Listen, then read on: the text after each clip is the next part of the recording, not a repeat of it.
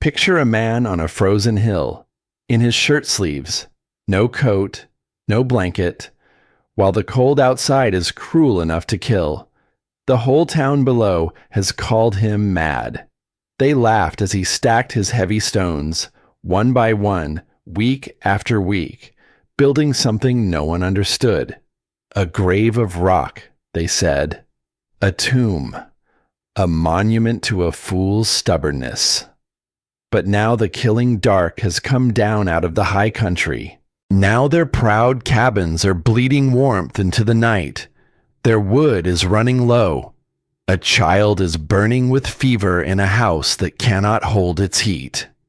And the only warm light in all that black and frozen world is glowing from the strange round tower they swore would be his death.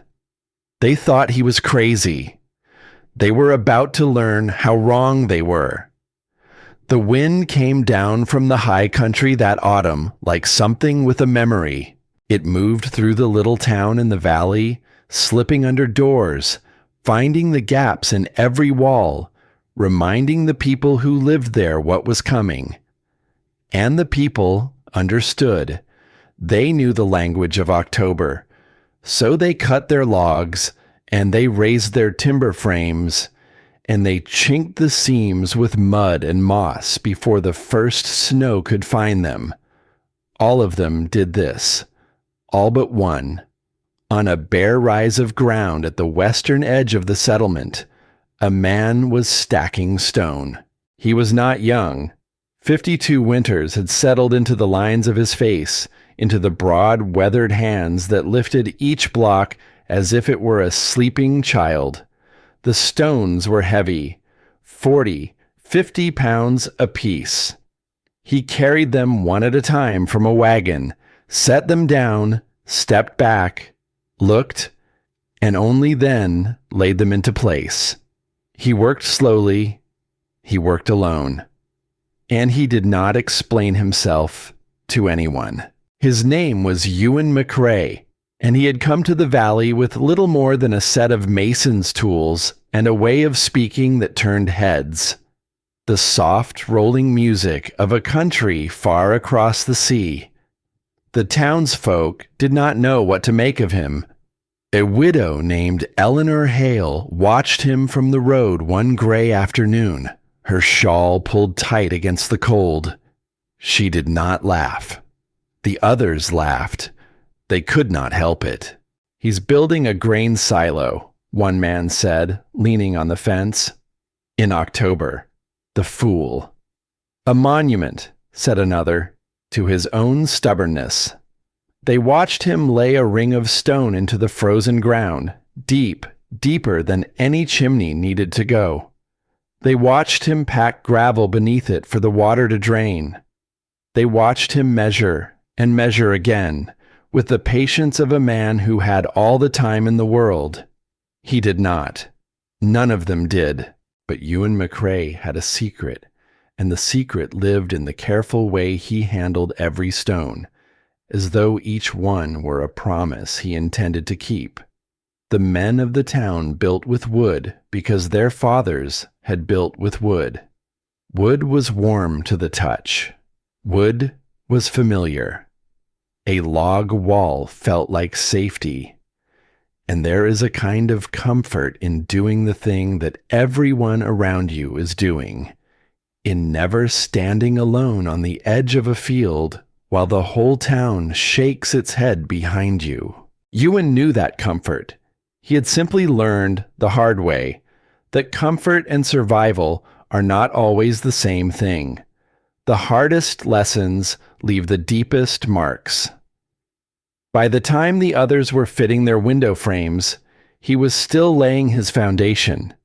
By the time their roofs were going up, his walls had barely begun to rise. And the rising was strange to see, not one wall, but two, an inner ring and an outer ring, with a hollow between them that he filled with smaller stones and a mortar of lime and clay, packing it tight, layer after layer, until the whole thing stood thick as a fortress, 2 feet of stone between a man and the cold. round, like a tower, like nothing anyone in that valley had ever lived inside. Passers-by slowed their horses to stare. Children dared each other to creep close and peer through the single low doorway he had left on the southern face, and the talk in the town grew louder. "He'll freeze in there," said a man who knew carpentry the way some men know scripture. "Stone pulls the cold right into a house. Everyone knows that. Put your hand on a stone wall in January. It'll take the warmth straight out of you." His name was Caleb Mercer, and he was the finest woodworker the valley had ever seen. He had built half the homes in that town with his own 2 hands, and he was proud of every one. So when a quiet stranger arrived and began building in a way that seemed to say, without a single word, that everything Caleb knew was wrong, something in him turned cold, colder than any wind. But Ewan did not argue. He never argued. When a man laughed at his tower, Ewan would only nod and thank him for stopping by and go back to his stones. There is a kind of silence that is not weakness, a kind of silence that has been earned, and Ewan McRae had earned his. Because the truth was this: the tower was not the first thing he had ever built to keep someone warm. There had been a woman once, a woman with hands as rough and kind as his own, who used to bring him tea while he worked, and laugh at the way he talked to his stones as though they could hear him. Her name was Mary, and in a winter that came too hard and too soon, in a house of timber that could not hold its heat, the cold had reached her in the dark, and it had not let go. He did not speak of it. He carried it instead. He carried it in the worn gold ring he wore on a cord against his chest, the ring he touched just once before he laid the very first stone of that foundation into the earth. This tower was not a grain silo. It was not a monument to stubbornness.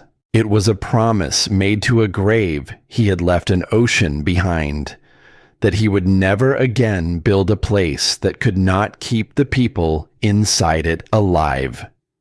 The widow, Eleanor Hale, saw something of this, though she could not have named it.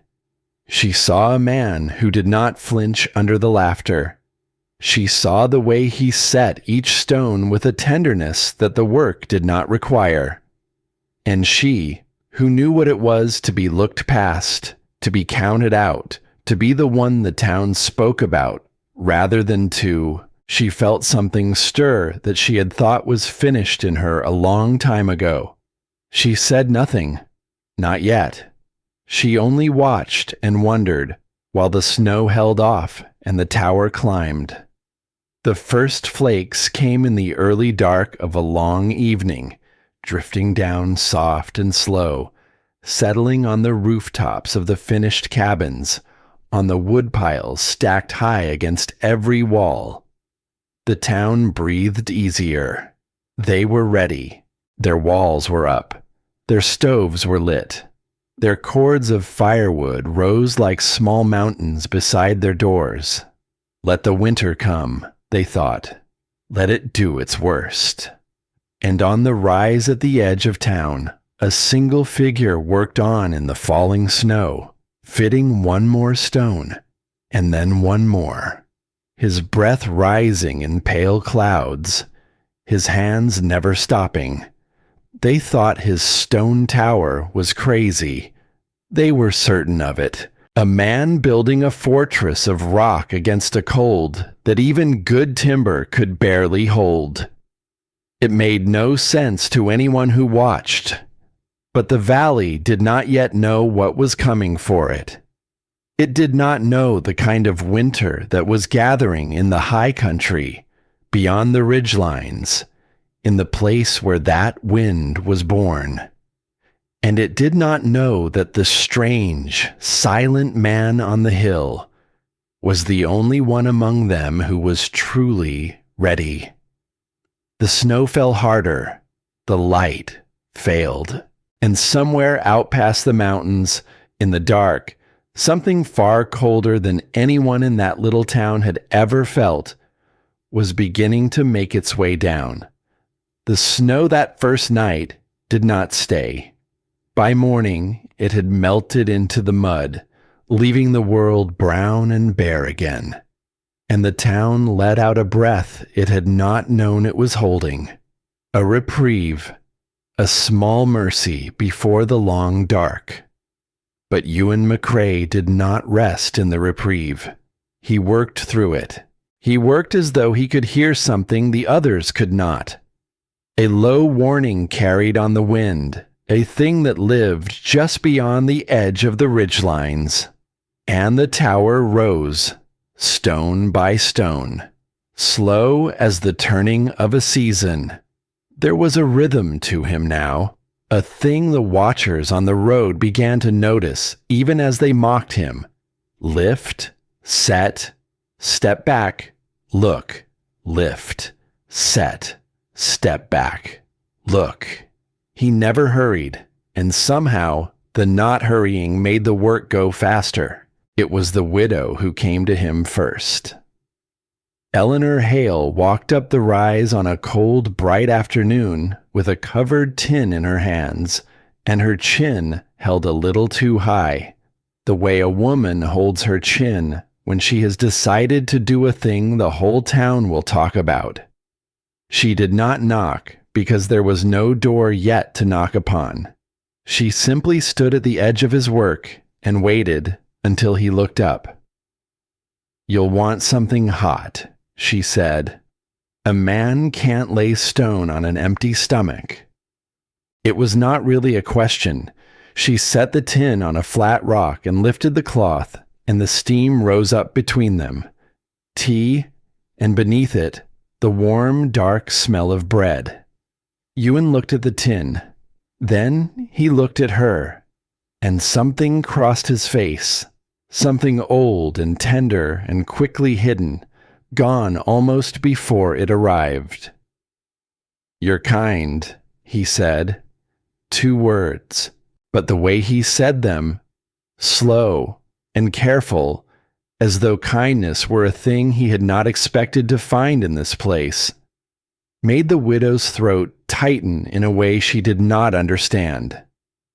"I'm practical," she said, and turned to go.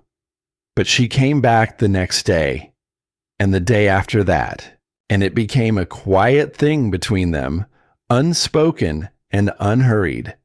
The widow climbing the rise with her covered tin, the mason setting down his tools, the 2 of them standing in the cold while the steam rose and the tower grew at their backs. They did not say much. Neither one of them was built for saying much. But there is a language older than words, and they were both fluent in it. The language of people who have lost something and learned to live in the quiet space the loss left behind. She did not ask him why he was building a tower. He did not ask her why a woman alone would risk the town's whispers to feed a stranger. They simply stood together in the cold, and somehow the cold felt less. The town noticed, of course. Towns always notice. "The widow Hale's gone soft on the rock stacker," they said, with that particular cruelty that small places keep for the people who dare to be different. Eleanor heard it. She had heard worse in the long years since her husband had gone into the ground. She had heard them call her dried up and odd and past her use, had felt herself become invisible in the place she had lived her whole life, a woman that people's eyes slid over as though she were furniture. So she lifted her chin a little higher, and she climbed the rise the next day all the same, because for the first time in longer than she could remember, someone looked at her when she arrived. The first true crisis came on a night when the cold pressed down hard and sudden, far harder than the season should have allowed. The half-finished wall was young. The mortar in its newest courses had not yet cured, had not yet found its strength. And when the frost reached deep into it in the small dark hours, it cracked. Ewan found it at first light, a long jagged line running up through 3 days of his work. The stone shifted. The mortar split and ruined. The whole northern arc of the wall pulled out of true. He stood and looked at it for a long time. The wind tugged at his coat. His breath rose and vanished, and a younger man, a softer man, might have cursed or wept or thrown down his tools and walked away from the whole foolish dream. Ewan McCrae did none of these things. He set his hand against the broken stone, gently, the way a man touches a wound. And then he began to take it apart, course by course. Everything he had built in 3 days, undone in one morning. The ruined stones lifted out and set aside. The bad mortar chipped away until he was back down to the place where the wall was still true. It was Caleb Mercer who came to watch. The carpenter stood at the bottom of the rise with his arms folded across his chest and his mouth curled into something that was not quite a smile. "Stone cracked on you," he called up. "In October. And you mean to live in it come January?" Ewan did not stop working. "It cracked," he agreed, "so I'll build it again." "You'll build it again," Caleb repeated, and laughed, short and hard. "And it'll crack again. Because that's what stone does, old man. It drinks the cold. It holds the frost. It splits." Ewan set another ruined stone aside. "Wood splits too," he said quietly. "It just lies to you about it first." The words were soft, but they landed somewhere deep in Caleb Mercer, somewhere he did not like to be touched, and the carpenter's face went tight and white in the cold. He turned on his heel and walked back down toward the town without another word. And Ewan watched him go with something that was almost sorrow in his eyes, because he understood, better than most, what it was to have your whole life's work questioned by a stranger. He did not enjoy it. He took no pleasure in being right. He only wished in some quiet corner of himself that the man would have stayed long enough to learn. To understand why Caleb Mercer's pride ran so deep, you would have to understand what the man had built. Every good house in that valley had come from his hands. The tight-fitted corners, the square-hung doors, the roofs that shed the snow clean and never leaked. He had given the town its shelter, board by board, and the town had given him back the only thing he had ever truly wanted. A place, a standing, a name that meant something when men spoke it. Caleb Mercer was not a cruel man, but he was a proud one. And there is a particular fear that lives in the heart of a man who has built his whole self upon a single thing he knows how to do. The fear that the thing might not be enough. The fear that somewhere out beyond the edge of what he knows, there is a better way, and that he has spent his whole life too certain to see it. Ewan McCrae's tower whispered that fear awake in him. Every stone the stranger laid was a question Caleb did not want to answer, so he did what frightened men so often do. He grew louder. He stood at the heart of the town's Sunday gathering and held forth on the foolishness of stone, his voice carrying across the heads of his neighbors, warm and sure and practiced. "Put your hand on a log wall," he said, "and it'll feel warm to you, even in the deep of winter. That's God's own truth. Wood holds a man's warmth close, but stone? He let the word hang. Stone is a thief. It'll pull the heat from your bones and give you nothing back. That man up on the hill is building himself a cold grave of rock, and come the worst of it, we'll be the ones digging him out of it. The town murmured its agreement, because it was easier to agree. Because Caleb was one of them, and Ewan was not. Because the things a familiar voice tells you will always sound truer than the things a stranger does, whether or not there is any truth in them at all, and there was a thread of truth in it. That was what made it dangerous. Stone does feel cold to the hand. Stone does carry the chill faster than wood. But Caleb Mercer, for all his skill, had mistaken the feeling on the surface for the truth of the whole.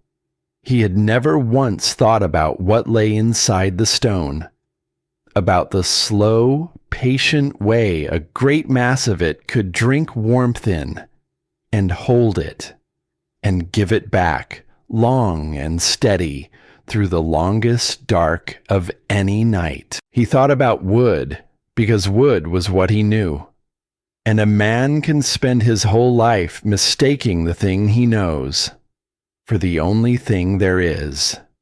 The wagers began not long after, not in coin, for there was little enough of that to go around, but in the things that working people trade: a smoked ham, 2 days of labor, a fine cured pelt, a trapper named Silas Hatch, a lean and weathered man who spent his days walking his lines through the deep woods, put up a beaver skin against the stranger's tower, ever holding a decent warmth. Caleb Mercer wagered his own 2 hands, 2 days of carpentry, free and willing, that Ewan would burn through more firewood than any cabin in the valley before the winter broke, and the bets passed from man to man like a fever, until half the town had staked something on the failure of the quiet mason on the hill. Ewan heard of it. A town cannot keep that kind of secret, and he was not a fool, but he did not flinch, and he did not answer. He had seen enough hard winters to know a simple thing, that fools talk and wise men work, and the cold does not care one whit for either one. So he let them wager, and he went back to his stones. It was around this time that Eleanor first saw him do the strange thing.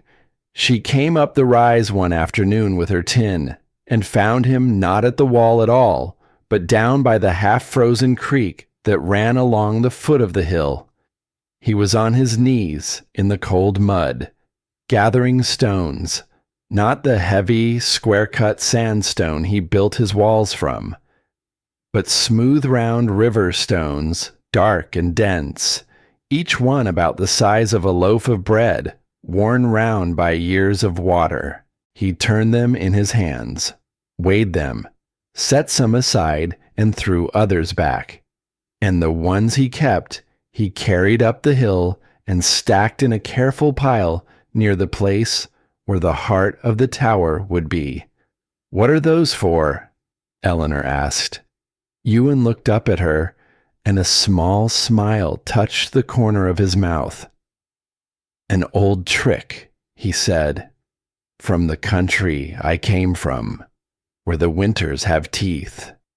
He turned a stone over in his rough hands, almost fondly. "You'll understand," he said, "when the cold comes." And there was something in the way he said it, something so quiet and so certain, that the widow felt a small shiver pass through her that had nothing at all to do with the wind. She believed him. She could not have said why. But standing there on that cold hillside, watching a strange man cradle a river stone like a thing of great worth, Eleanor Hale found that she believed him completely. The wall rose again, where it had cracked, and this time it did not break. He had built it slower, packed the mortar tighter, given each course its time to find its strength before he laid the next upon it. The northern arc climbed up true and strong, and the tower began at last to take its full shape against the gray sky, round and broad and thick as a thing made to outlast the men who mocked it. He set a heavy timber door into the southern face, the only opening low enough for a man to pass through. He cut one small window to the east to catch the first thin light of morning. And at the very center of the round stone floor, where a lesser builder would have set the hearth against a wall, Ewan built his firebox low to the ground, right in the middle of everything, so that not one breath of its warmth could escape through an outer wall and be lost. Around the firebox, he laid his river stones, and from it he carved shallow channels into the stone of the floor, winding outward in a slow spiral, like the arms of some great turning wheel, so that the heat and the smoke would have to travel the long way round before they ever found the chimney. The watchers did not understand any of it. "It's a tomb," one of them said, peering through the low door at the strange spiraling floor. "He's built himself a tomb, and he's going to climb inside it." "A grain silo," said another, clinging to the old joke. "An oven," said Caleb Mercer, who came one last time to stand in the doorway and shake his head. "You've built yourself an oven, McRae. Come January, you'll bake in it, or you'll freeze in it. Either way, it's madness." Ewan met the carpenter's eyes, and for a long moment the two men simply looked at one another, the proud builder of wood and the silent builder of stone, across a distance that was about so much more than the doorway between them. "We'll see," Ewan said softly. "Just that. We'll see." Caleb Mercer turned and walked away. But this time he walked a little slower. This time something in him had heard the certainty in the old mason's voice and could not quite shake it loose. There was a second crisis, and it came in the dark. Ewan woke in his small canvas tent at the foot of the tower to a sound that did not belong.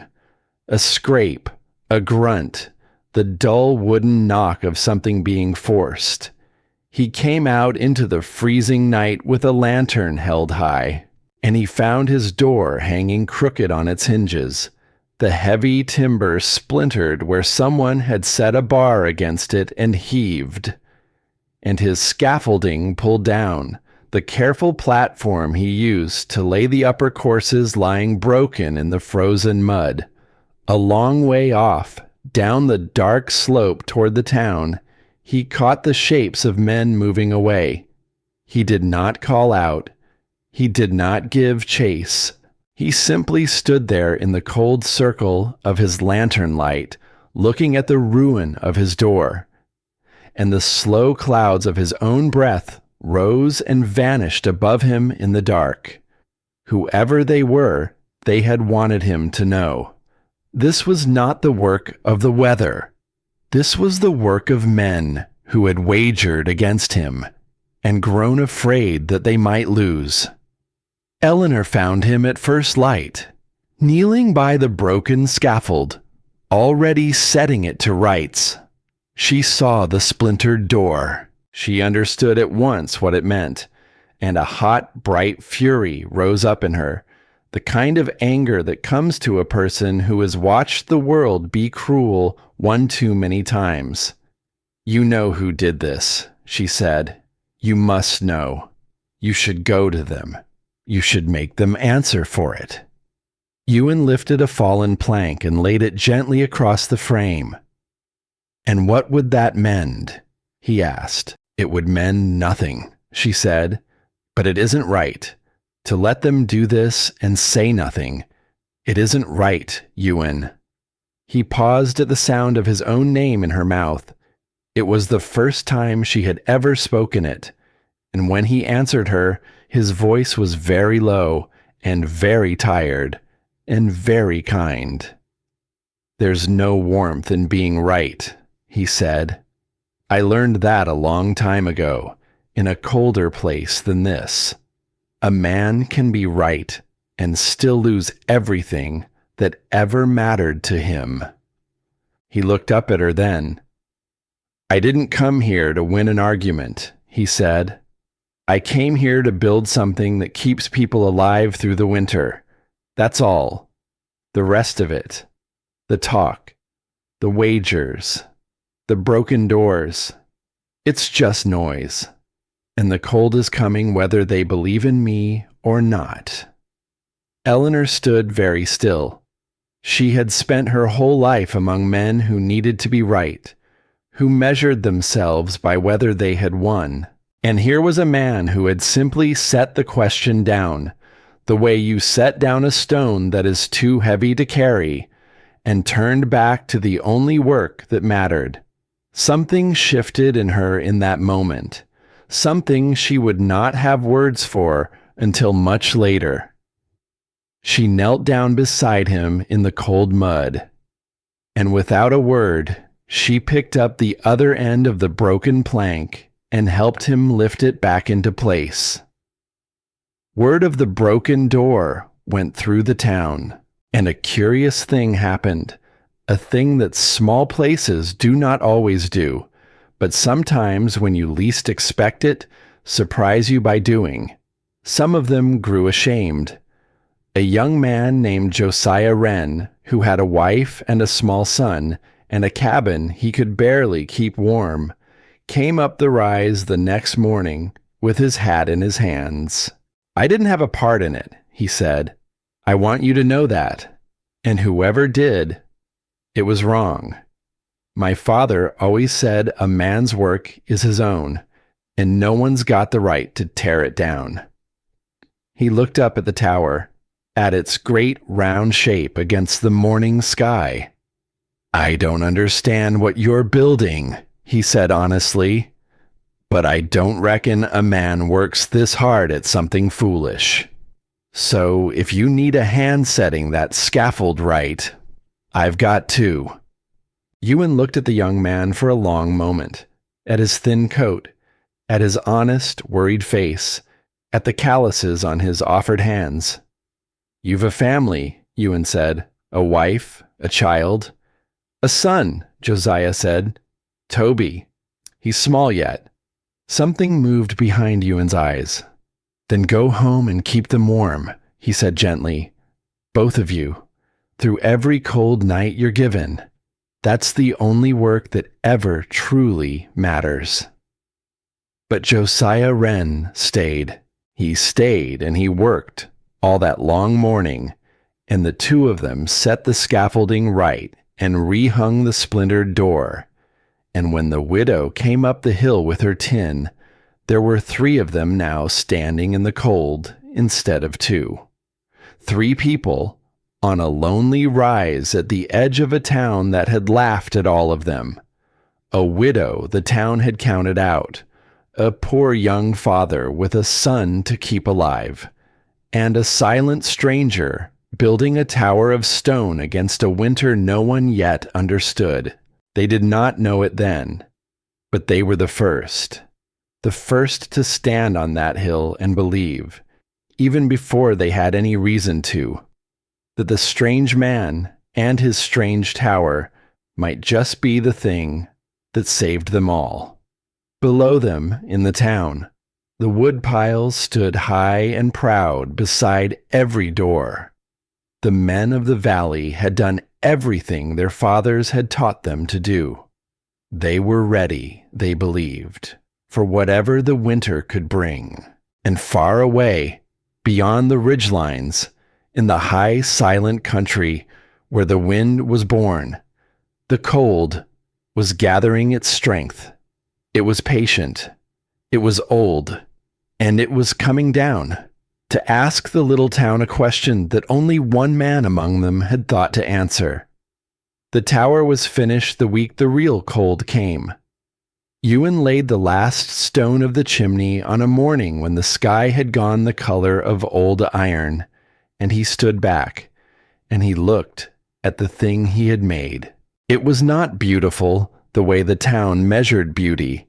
It was round and squat and strange, but to the man who had built it, it was the most beautiful thing in the valley, because it was a promise kept at last, after years of carrying the weight of one that he had broken. He laid his hand against the cold outer wall, and he spoke very softly, in words the wind carried away before anyone could hear them. "It's done, Mary," he said. "This one will hold." Then he gathered his tools, and he went inside, and he lit the first small fire in the heart of the tower, and he waited to see if the long years of his knowing had told him true. The cold came down from the high country like a tide, not all at once. It came in waves, the way the worst things often do. A hard plunge into bitter air, then a day of false mercy, then a deeper plunge still, each one colder than the last, until the valley had forgotten there had ever been such a thing as warmth. The creek went still and silver beneath its skin of ice. The mud froze hard as iron and rang under a boot heel like struck stone, and the breath of every living thing hung in the air, white and slow, refusing to fade. In the town, the people drew in close around their stoves. They had been ready. They had told themselves they were ready. But this was a cold beyond the reach of readiness. A cold that found every gap their fathers had taught them to seal and slipped through it, patient and silent and merciless. The log walls that had felt so warm in autumn began to weep frost on the inside. The great proud wood piles, stacked so high beside every door, began to shrink, and the people of the valley, wrapped in every blanket they owned, fed their fires and watched their wood diminish and felt the first cold thread of fear begin to wind itself around their hearts. For winter, in its long and honest cruelty, asks a question that no man can talk his way around. It does not care what you believe. It does not care what your father taught you, or what the whole town agreed upon at the Sunday gathering. It only asks, in the deep of the longest night, are you warm enough to live? In the small cabin at the low end of town, Josiah Wren was losing the fight. He had built his home in a poor spot, in a hollow where the cold air gathered and pooled like water, and no amount of chinking could fix a thing so deep in the bones of a place. He fed his stove without rest. He split wood until his hands cracked and bled in the cold. And his wife Della stuffed every rag they owned into the gaps around the door, and still the chill came in. Still the corners of the cabin glittered with frost, and in the small bed in the corner, under every blanket they had, their son Toby had begun to cough. It was a small thing at first, a child's cough in the night, the kind of sound a mother tells herself is nothing, even as she lies awake in the dark and listens to it, and feels her heart go tight. But the cough grew, and the boy grew hot, and then cold, and then hot again, his small body fighting a thing too big for it in a house that could not keep him warm. Della Wren held him against her, and rocked him, and sang to him in a voice that shook. And Josiah stood at the window, looking out at the frozen dark, with the look of a man who has done everything he knows how to do. and watched it fail. "He's burning up," Della whispered. "And the cabin won't hold the heat, Josiah. It won't hold. I can feel the cold coming through the wall right at his back." Josiah Wren had no answer. He had given the winter everything he had, every stick of wood, every hour of his strength. And it was not enough. It is a terrible thing, that moment. The moment a parent understands that love is not the same as power. That you can want a thing with your whole soul and weep for it and break your hands trying for it, and still not have enough to give. He turned from the window, and his eyes fell on the far hill where, through the swirling dark, a single thin thread of smoke rose from the strange stone tower at the edge of town. And Josiah Wren remembered the words of the silent man who had told him to go home and keep his family warm through every cold night he was given. He remembered the certainty in that quiet voice, and a desperate, half-mad hope began to rise in him. It was Silas Hatch, the trapper, who saw it first. Not Josiah. Silas had gone out to walk his lines in the killing cold. Wrapped in so many furs, he moved like a great slow bear through the frozen woods, his breath freezing in the fur around his face.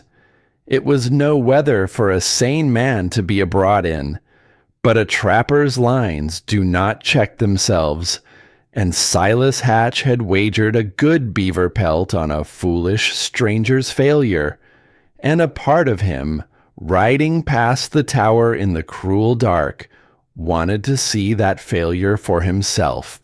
He expected to find the place dark. He expected to find it cold and silent, and maybe to find the fool frozen stiff inside his tomb of rock, just as Caleb Mercer had promised. But that was not what he found. He drew his horse up at the foot of the rise, and he looked up at the tower, and the first strange thing struck him: the smoke. There was almost none of it, just that one thin, lazy thread, curling up from the chimney into the freezing dark, the smoke of a fire so small it should not have been able to keep a man's hands warm, let alone hold back a cold like this one. Silas frowned inside his hood of fur. It made no sense. To live through a night like this, a man would need a roaring fire, a blaze fed hour upon hour, great clouds of smoke pouring up into the sky, unless the fool was already dead, and the embers were dying with him. Some instinct pulled the trapper down off his horse. He climbed the frozen rise, his boots crunching on the iron-hard ground, and he came up close to the great curving wall of the tower, meaning to knock, meaning to call out, meaning to learn whether the strange man was living or dead. But before he ever raised his hand, he felt it. He stopped. He stood there in the howling cold, and he could not believe what his own body was telling him. The wall was warm, not hot, not blazing, but warm. A soft, steady, living warmth, breathing out of the very stone itself, out into the bitter night, as though the tower were a great sleeping creature with heat in its bones. Silas Hatch pulled off his thick glove with his teeth, and he laid his bare hand flat against the stone, and he felt the warmth of it pass into his frozen palm, gentle as a hearthstone in the evening, steady as a heartbeat, while not 3 feet away, on the other side of that wall, the cold was cruel enough to kill a man where he stood. The trapper's breath caught in his throat. He had walked these woods his whole life.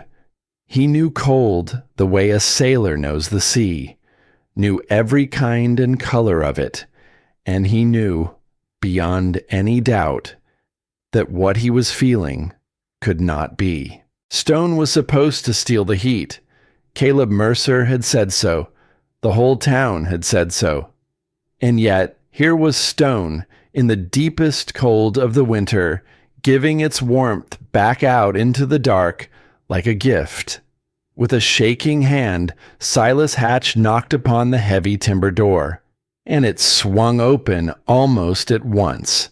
There stood Ewan McCrae in his shirt sleeves. No coat, no blanket wrapped around his shoulders, just a man in a linen shirt, his face easy and faintly flushed, as though he had been sitting by a hearth on a mild autumn evening, and not in the heart of a cold that was killing the strongest cabins in the valley. Behind him, the tower glowed, not with a great roaring blaze, but with a soft, even, golden warmth that seemed to come from everywhere at once.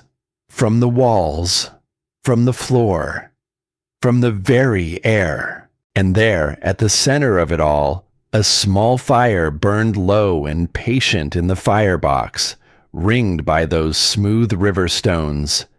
And the stones themselves glowed now, a deep and gentle red, breathing out heat into the room long after the flame had passed. "Cold enough for you?" Ewan asked. His voice was kind. There was no triumph in it, no mockery, only a quiet warmth that matched the warmth pouring out of the open door.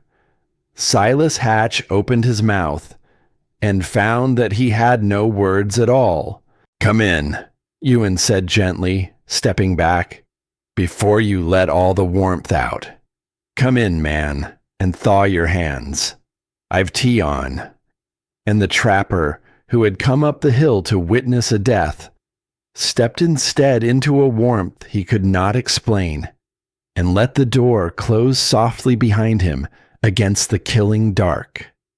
Inside, the heat wrapped around Silas Hatch like a pair of arms. It was not the harsh, scorching blast of a stove built too hot. It was something deeper, something that came up through the soles of his boots from the warm stone floor, and breathed out of the walls at his back, and hung in the very air he drew into his frozen lungs. He pulled off his furs, one by one, his fingers clumsy and disbelieving.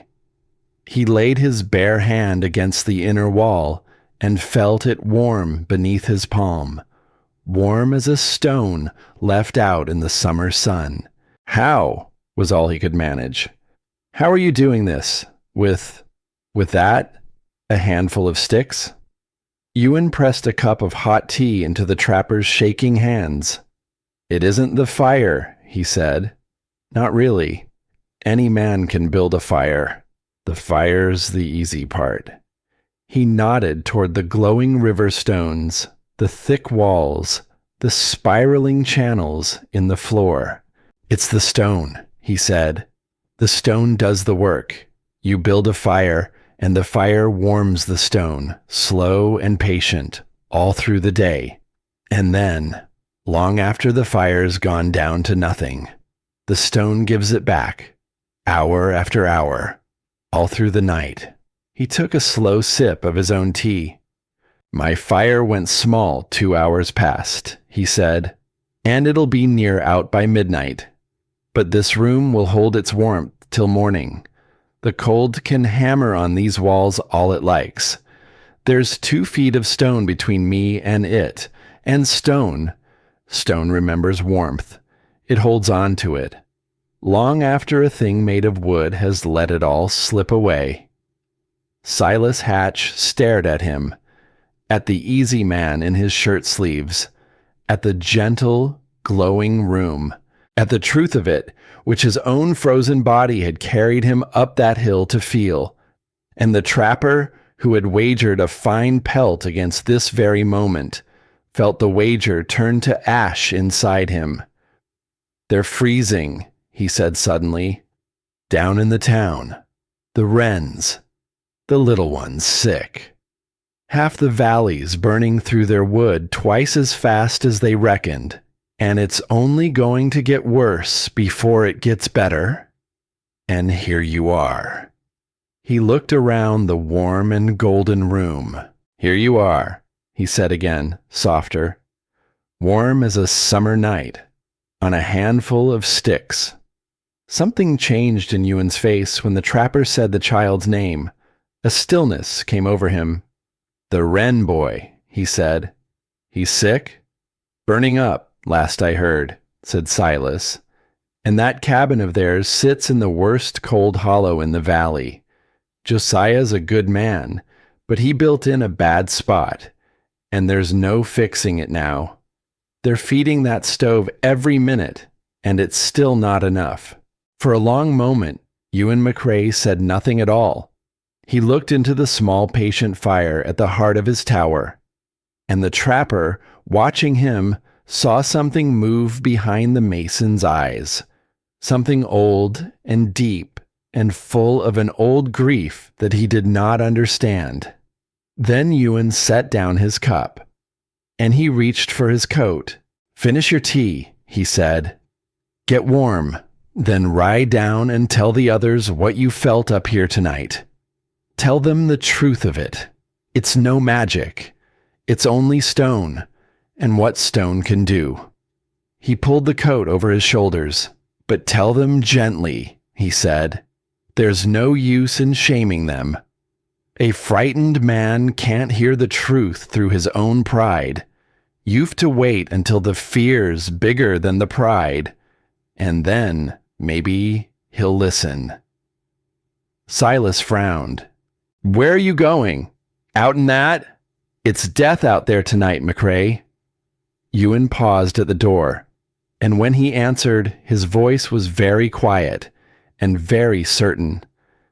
"There's a child cold tonight," he said, "and I've got the only warm room in the valley." He looked back once at the glowing stones. "I'll not sit by a warm fire," he said, "and let a winter take a child. Not again."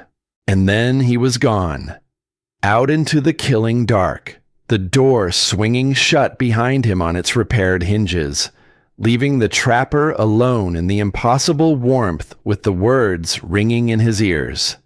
Not again. Down in the cold hollow, the wrens had given up everything but hope. The wood was nearly gone. Josiah had broken up a chair, and then the small table, and fed the pieces to the failing stove, and still the cold crept in, and still the boy burned and shivered in his mother's arms. Della had stopped singing. She did not have the breath for it anymore. She only held her son, and rocked him, and pressed her lips to his hot forehead, and prayed in a voice too small to carry past the walls.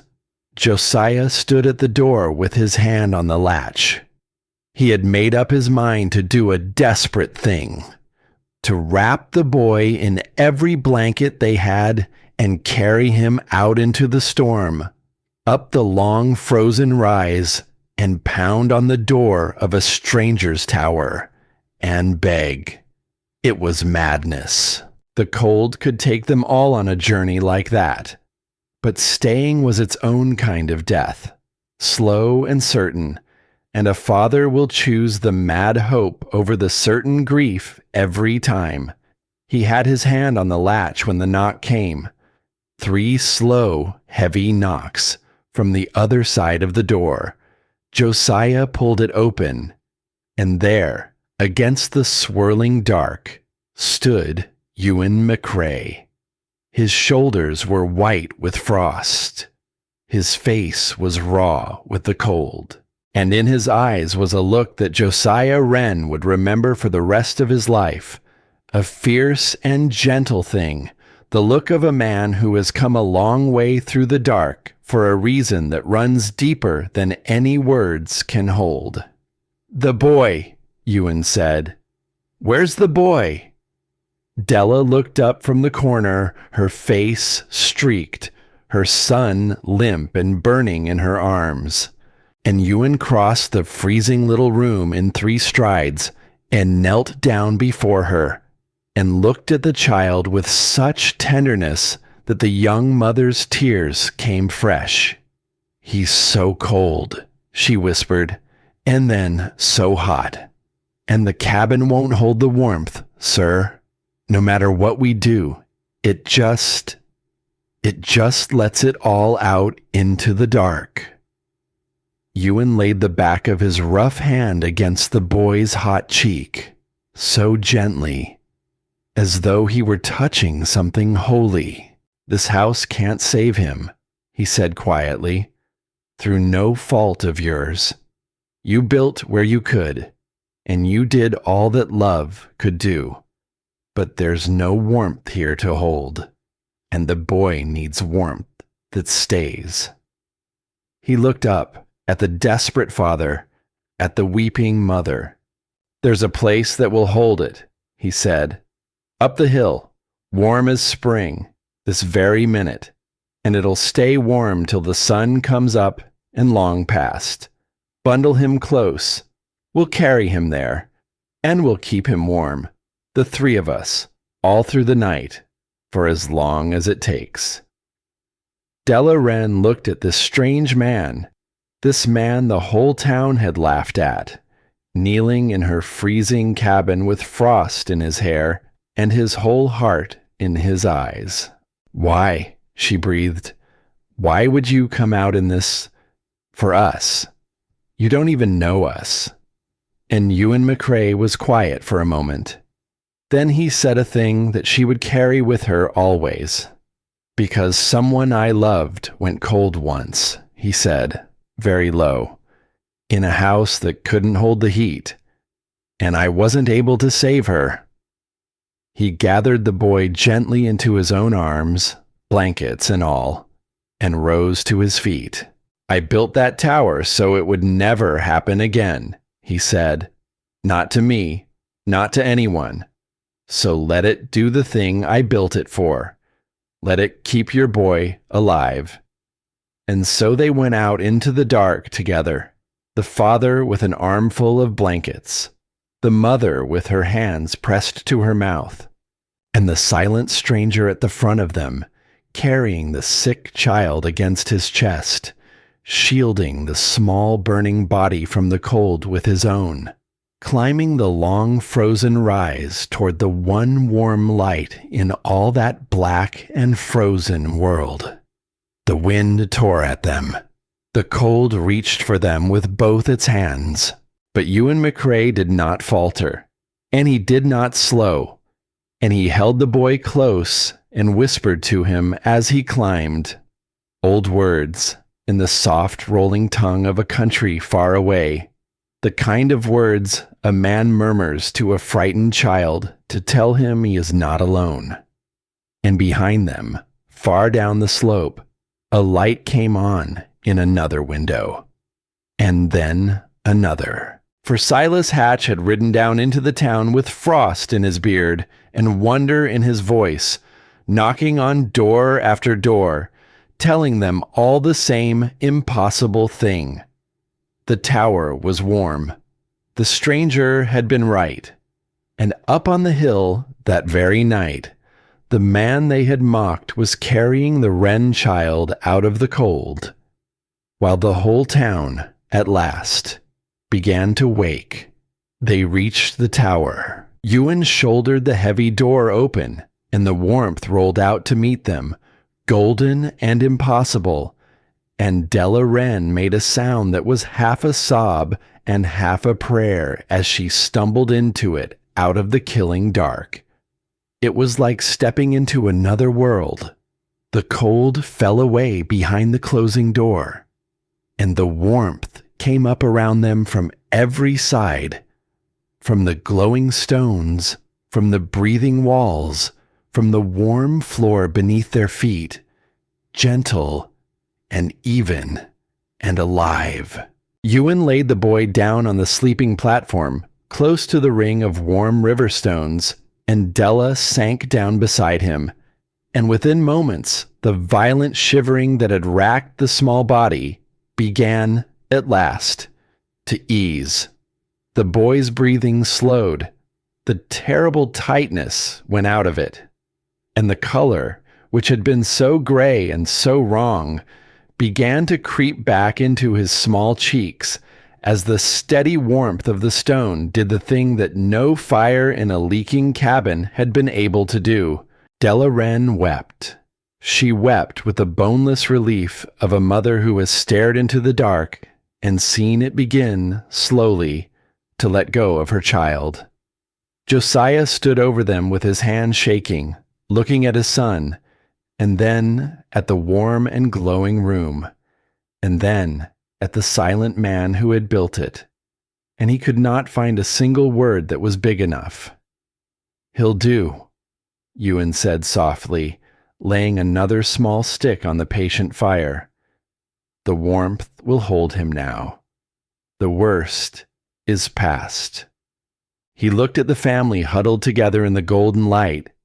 A mother, a father, a small boy, breathing easy at last, and something in the old mason's face.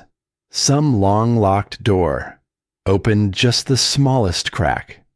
"Stay the night," he said. "Stay as long as you need. There's warmth enough here for all of us, and it costs me near nothing to give it." Then he turned to the small window and looked out at the frozen dark where down the hill the lights of the town were coming on, one by one, like stars waking in a black sky. And Ewan McCrae stood there in the warmth he had built and watched the cold world slowly turn its face toward him. The boy lived through the night. By the time the first gray light came creeping in through the small eastern window, the worst had passed him by, and Toby Wren slept the deep, untroubled sleep of a child whose fever has broken. His breathing had gone slow and even. His cheeks, which had been so gray and so wrong in the dark hours, had found their color again, and his small hand lay curled around his mother's finger, holding on even in sleep, the way the very young hold on to the people who keep them safe. Della had not slept at all. She had sat beside him through every long hour of that night, her back against the warm curve of the stone wall, watching the slow rise and fall of his chest as though her own life depended on it. And perhaps it did, for there is a particular fear that takes hold of a mother in the dark when a small body burns too hot in her arms and the cold presses in from every side and the wood runs low. A fear that she will be made to watch the one thing she cannot survive. That fear had ridden her all night long. And now, in the soft gray dawn, with the boy breathing easy and the warmth still holding all around her, it was finally, slowly, letting her go. She lifted her eyes to the round stone walls, walls that had held their heat all through the killing dark, while the whole valley shivered and burned through its wood and prayed for the morning. And the tears came again. But they were not the tears of the night before. These were something else. The boneless, trembling tears of a woman who has stared down into the dark and watched it begin, at last, to let go of her child. Across the warm and glowing room, a man sat by the window. Ewan McCrae had not slept either. He had kept the vigil with her all through the night, feeding the small patient fire, watching the boy, saying very little. A cup of tea had gone cold in his rough hands hours ago, and he had not noticed, and he had not moved. He had the look of a man who was somewhere else, somewhere far away, in another country, in another winter, keeping a different vigil that had ended a different way. "He's going to be well," Della said softly into the quiet. "Isn't he?" It was less a question than a plea. A mother asking to be told the thing she most needed to hear. Ewan turned from the window, and the smile that came to his weathered face was a tired thing, worn thin by the long night. But it was real, and it reached all the way to his eyes. "He's going to be well," he said. "The fever's broken clean. The worst of it has gone on past him in the night, and it won't be coming back. He needs warmth now, and rest, and his mother near him. And he's got all three." Della bowed her head over her sleeping son, and for a long moment she could not speak at all. "There's no way to thank you," she whispered at last. "There aren't words big enough. You went out into that death out there, for a child you'd never laid eyes on, for folks who were nothing to you." She lifted her wet face. "You could have stayed warm. You could have shut your door and let us be, and no soul on earth would have blamed you for it. And you didn't." Ewan looked down at the cold cup in his hands. The steam had long since gone out of it. "A long time ago," he said quietly, "there was a night when someone could have helped me, and they didn't." He turned the cup slowly. "Not out of cruelty, mind. Out of fear. They were afraid to go out into the cold, and I've never once blamed them for it. The cold is a frightening thing. It asks more of a person than most have to give." He set the cup down on the warm stone sill. "But I never forgot it either," he said. "How it feels to be on the wrong side of a closed door, in the cold, with no one coming. A man learns the worth of a door that opens when he's stood long enough on the wrong side of one that won't." He looked across at her, at the mother and her sleeping child wrapped in the warmth of his tower. "So when I had a warm room to give," he said simply, "there was never any question of keeping it shut. Not for one moment. There never could be." And Della Wren, holding her son in the heart of a stranger's kindness, understood that she had been led into something far larger than a single night's mercy. She had been led into the whole long shape of a man's sorrow, and the gift he had carved from it, stone by patient stone. The town came up the hill that morning. They came the way people come to a thing they cannot quite believe. Slowly, in twos and threes, their heads bent against the cold, drawn up the frozen rise by the impossible story that Silas Hatch had carried from door to door in the night. For the trapper had not slept either. He had ridden down off the hill with frost in his beard and wonder breaking in his voice. And he had knocked on door after door in the bitter dark, and he had told them all the same thing they could not bring themselves to believe. The tower was warm. The stranger had been right. And by morning, the whole valley had to come and see it for themselves. They stamped up the rise in the killing cold, their breath hanging white and slow around their faces, blankets and coats wrapped tight, and they gathered in a loose and shivering crowd before the round stone tower. And then they stopped, and they stared, not at the tower at first, at the chimney. For in a valley where every other chimney was pouring great desperate clouds of black smoke up into the iron sky, where every family was feeding their fire without rest, all through the day and all through the night, just to hold the cold to a standstill. Here was a tower that breathed out one thin, lazy ribbon of smoke, one pale, patient thread, the smoke of a fire so small it should not have been able to warm a man's hands, let alone hold back a cold cruel enough to crack the strongest cabin in the valley. It made no sense. It went against everything they knew, everything their fathers had taught them, everything they had agreed upon together in the warm certainty of autumn. And the people of the valley had climbed the hill in the bitter cold, to stand before the thing that made no sense. At the front of them stood Garrett Brandt. He was an older man, careful and gray, with the slow and measured way of someone who has spent a lifetime learning to weigh things before he trusts them.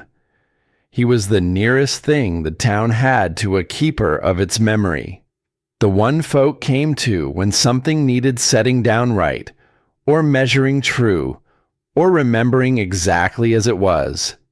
He had spent his whole long life learning to trust what could be shown to him, and to doubt, gently, what could not. He had not laughed at the tower as loudly as some had, but he had not believed in it either. And now he stood at the heavy timber door with a doubt in his heart and a question on his lips. And when Ewan McCrae opened that door, the warmth came rolling out over the crowd like a breath of summer in the dead of winter. A murmur ran through them, a low, astonished sound, passing from one cold mouth to the next, like wind moving through a field of wheat. "May a man come in and see?" Garrett asked. His voice was steady, but there was something underneath it, something stripped bare. Come in and feel it for himself? I'd not believe it on another man's word. I'd have to feel it with my own hand. Ewan stepped back and opened the door wide.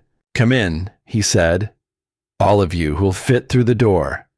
Come in and see it, and feel it, and judge for yourselves. That's all I've ever wanted of any soul in this valley." He looked out over the shivering crowd. "I never asked you to believe me. I only ever asked you to look." Garrett Brandt stepped across the threshold, and the warmth struck him like a remembered summer's day. He stood there blinking in the soft golden light, his frozen face suddenly stinging as the heat found it, his cold, numbed fingers beginning to ache as the blood came back to life in them. And he turned, slowly, taking it all in. The low fire at the very heart of the room, burning small and patient, ringed about with smooth river stones that glowed a deep and gentle red. The thick stone walls, breathing out their soft and even warmth from every side. The strange spiraling channels carved into the warm stone of the floor, winding outward from the fire like the arms of some great slow wheel. He laid his bare hand against the inner wall, and he felt it. Warm, warm stone, in the deepest, cruelest cold of the whole long winter. When every voice in the valley had sworn upon all they knew, that stone could do nothing but steal the heat away and give a man a cold death for his trouble. For a long moment, Garrett Brandt said nothing at all. He was a man who had built his entire life upon the things he could prove to himself, and he was standing now inside a thing he could not have proven, a thing he would have sworn, only a day before, was beyond all possibility. The warmth pressed gently against his hand, and something in the old man's careful, doubting heart began, very quietly, to come undone. "How much wood?" he said at last, and his voice came out low and rough. "How much wood have you burned to make all this? Since yesterday, since the cold came down hardest and the rest of us were feeding our fires like men possessed." Ewan pointed, not to a great diminished woodpile, but to a small, neat stack of split sticks beside the firebox. "That much," he said, "and a handful more I fed it through the night." while the boy was mending. No more than that. The crowd at the door pressed forward to see, and a sound went through them, a low, broken, astonished sound. For the pile was small, it was pitiful, it was a morning's kindling, no more. The sort of thing a man tosses on without a second thought. It was nothing. It was a sliver of what any cabin in the valley had burned in the same long stretch of hours. A fraction. A shame. Down in the town, families had broken up their furniture and fed it to the flames just to hold the cold to a draw. Had watched their great proud wood piles, stacked so high in the easy days of autumn, melt away like snow in a thaw. And here, in the warmest room in all the valley, a handful of sticks lay untouched beside a fire that had barely needed them. A woman near the door began, very quietly, to weep. Not from sorrow, from the sheer, overwhelming weight of how wrong they had all been. Caleb Mercer was not among them. The carpenter had not come. But his words had come, all the same.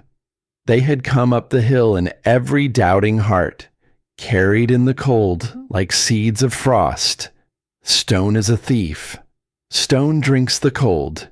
The man's built himself a grave of rock, and come the worst of it, we'll be the ones digging him out. The whole valley had carried those words in their hearts all winter long, because Caleb Mercer was one of their own, and he built the houses, and he was supposed to know. And now, one by one, standing in the impossible warmth, feeling the truth of it pass into their own frozen hands, the people of the valley felt those words begin to crack and loosen and fall away from them, like ice from a branch in the first thaw of spring. Garrett Brandt stayed the whole of that morning. He was a careful man to his bones, and he did not believe a thing merely because his hand had felt it warm. He had been fooled before in his long life, by mild mornings that lied about the day to come, by hopes that did not hold up under the weight of the night. So when the wonder had quieted a little, he turned to the mason with a careful question. "I'll grant you this much," Garrett said. "The room is warm, warmer than any room I've stood in this winter, and on a fraction of the fuel. My own hand tells me so, and I'd be a fool to call my own hand a liar." He paused. "But you've made a stranger claim than that, McCrae, a harder one." "Have I?" said Ewan. "You have." The old man's gray eyes were sharp. "Any man can keep a room warm while the flames are burning. There's no wonder in that. Build a fire big enough, and a tent of paper would hold the heat for a while." He shook his head slowly. "But you've said something else. You've said the stone holds the warmth, long after the fire's gone out, that the heat stays when the flame is dead and cold, and that—" He let the word hang in the warm air. "That is the thing I cannot make myself believe," he said, "because everything I know of this world does that when the fire dies, the cold comes in. Always. Without mercy. A house is only as warm as its fire, and when the fire goes, the cold takes back everything it was holding off." Ewan nodded slowly. "That's true," he said, "of a house made of wood." "Then prove it isn't true here," said Garrett Brandt. "Let the fire go out, all the way out, down to gray ash, with nothing left to feed it. And let us sit together, you and I, and watch. And let us see, with our own eyes and our own hands, how long this room of yours can hold its warmth with no flame at all to keep it." A hush fell over those still gathered in the doorway, for this was the heart of the whole matter. This was the thing that no log cabin in all the valley could do, to hold its warmth through the long dark with no fire burning at all. A wooden house, the moment its flames died down, began to bleed its heat out into the night, up the chimney, out through every joint and crack and seam. And within an hour, 2 at the most, it was as bitter and as dead as the frozen world outside its walls. If the tower could do better, if the stone could truly hold its warmth through the empty hours, then everything the valley had believed about how a body survives a winter was simply, plainly wrong. Ewan McCrae looked at the old record keeper for a long, quiet moment, and then he crossed to the firebox, and he picked up a single small stick of split pine, and he laid it gently on the low coals. "There," he said softly. "That's the last of it. Let it burn down to nothing, and we'll watch it go together, you and I. And after, we'll wait, and the cold itself can be the judge of who was right." The fire burned low. The morning wore on toward noon, and the crowd thinned as it went. The people of the valley had their own cold cabins waiting, their own hungry stoves to feed, their own children to keep from freezing, and one by one they drifted back down the frozen rise into the bitter day. But a few of them stayed. Silas Hatch stayed, the trapper, who had come up the hill in the night to witness a death, and had found instead a thing he could not stop thinking about. Josiah Wren stayed, unwilling to be far from his son. And the widow Eleanor Hale stayed, sitting quietly in the warmth with little Toby's head resting in her lap, her hand moving now and again over the boy's hair, the way a woman's hands remember a thing even when her own children are long grown and gone. And Garrett Brant stayed.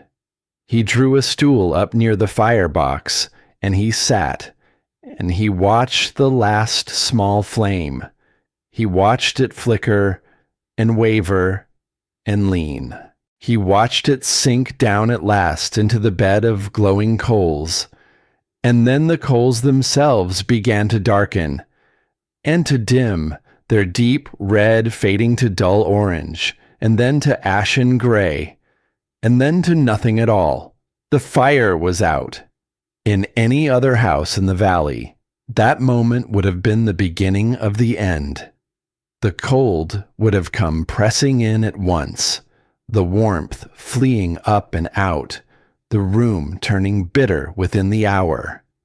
So they waited for it. They waited for the chill they all knew was coming, the slow creep of the cold across the floor, up the walls, into the bones, and it did not come.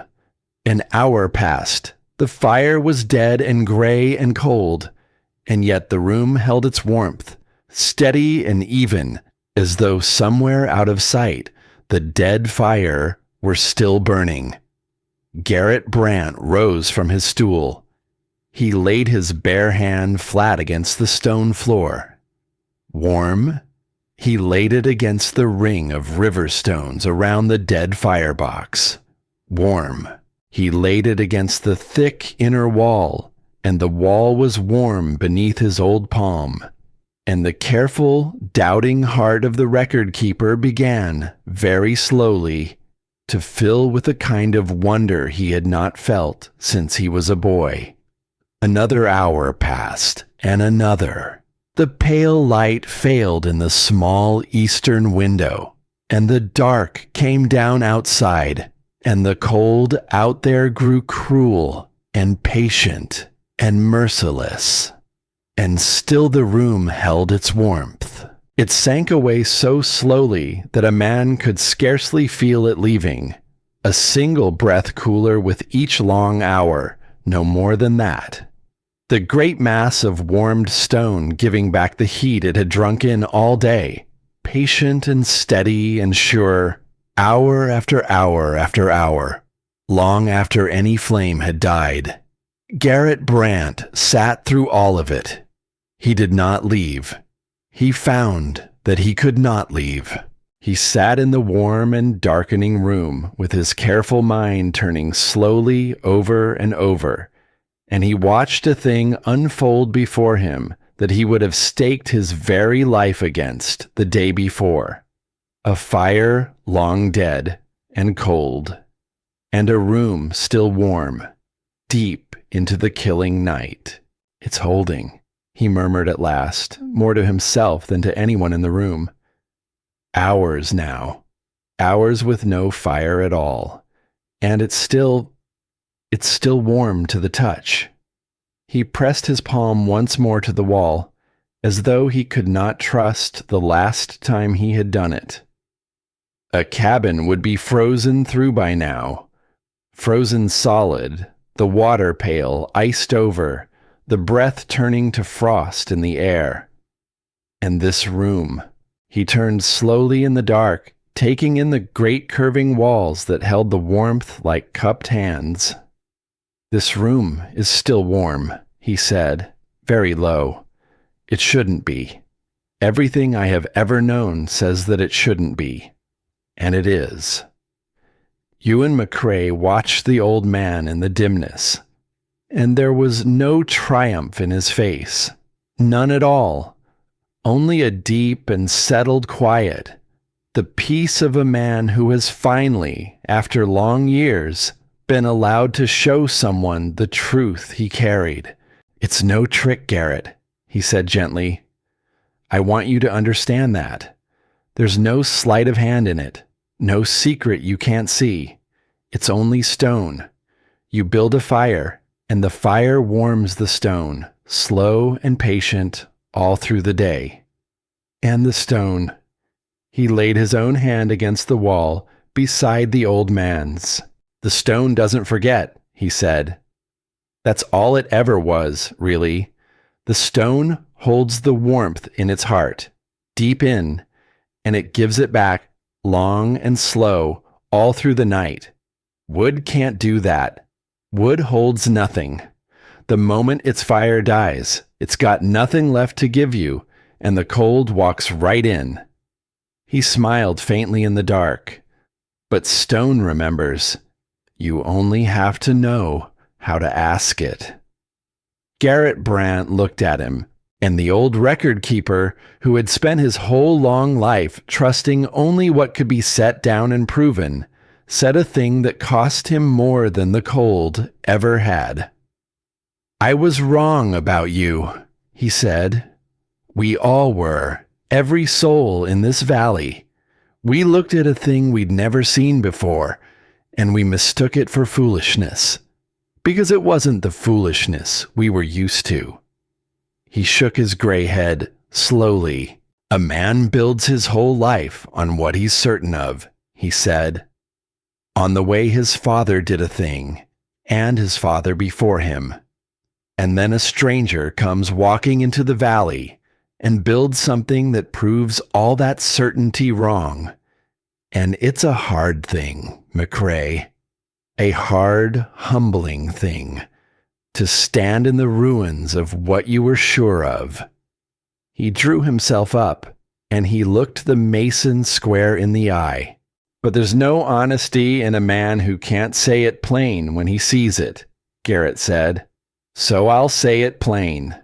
You were right, and we were wrong. And this valley owes you a great deal more than it yet knows how to repay." Ewan was quiet for a moment. Then he reached out and laid a hand on the old man's shoulder. "You came up the hill to see for yourself," he said, "in the worst cold of the winter. Do you know how rare a thing that is, Garrett? How few men will do it?" He shook his head slowly. "Most folk would rather stay warm inside what they're already sure of than walk out into the cold to go and find the truth of a thing. It's safer inside what you're sure of. It's warmer." He smiled. "But you walked out. You came and you looked, and you let your own hand tell you what your pride didn't want to hear. That's no small thing. That's the whole of it, really. That's the bravest thing a man can do. The morning after the long test, there came a knock at the heavy timber door. A single knock. Hesitant, almost afraid to be heard. Ewan crossed the warm stone floor and opened the door. And there, against the white and frozen world, stood Caleb Mercer. The carpenter looked as though he had not slept in days. His proud shoulders, which had always been thrown back so square and so sure, were bowed now beneath some weight that had nothing to do with the cold. His hat was in his rough hands, turning slowly, around and around. And he could not, at first, quite bring himself to raise his eyes and meet the masons. Behind him, the valley lay silent and white and bitter under the deep grip of the winter. For a long moment, neither man spoke, and in that silence lay everything. For Caleb Mercer had built half the homes in that valley with his own 2 hands. He had been the man people came to, the man with the answers. The finest pair of hands for 30 miles in any direction. The one who knew how a house should be raised, and how a family should be kept warm through the dark of the year. His whole life had been built on that knowing. His whole self. His whole standing in the eyes of his neighbors. The very ground he stood upon. And now he stood at the door of a stranger's tower, in the cruelest cold of his life. And he knew, and worse, the whole valley knew, that the stranger had been right all along, and that he, Caleb Mercer, the man who was supposed to know, had been wrong.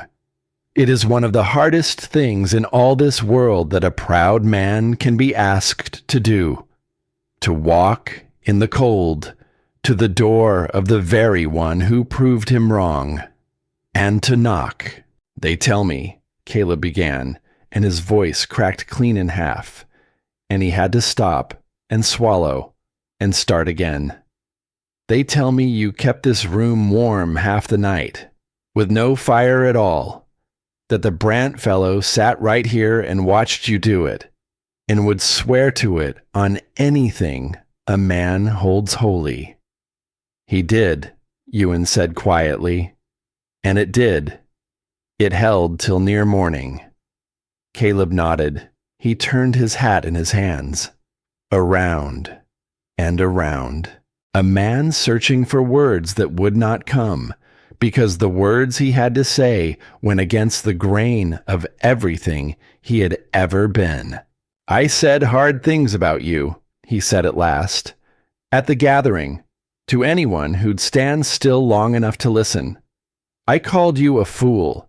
I said your tower was a tomb, and you'd freeze stiff inside it before the winter ever broke.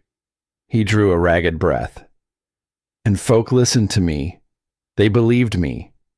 Because I'm Caleb Mercer. Because I build the houses in this valley.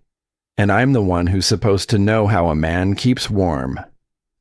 He lifted his eyes at last and met the mason's gaze. And there was a terrible, naked honesty in the old carpenter's face. The honesty of a man who has run all the way out of places left to hide. But I didn't know, Caleb said. That's the truth of it. I built my whole life on one way of doing a thing, the way I was taught, the way I always did it, the way that always worked well enough. And I never once thought to ask if there might be a better way.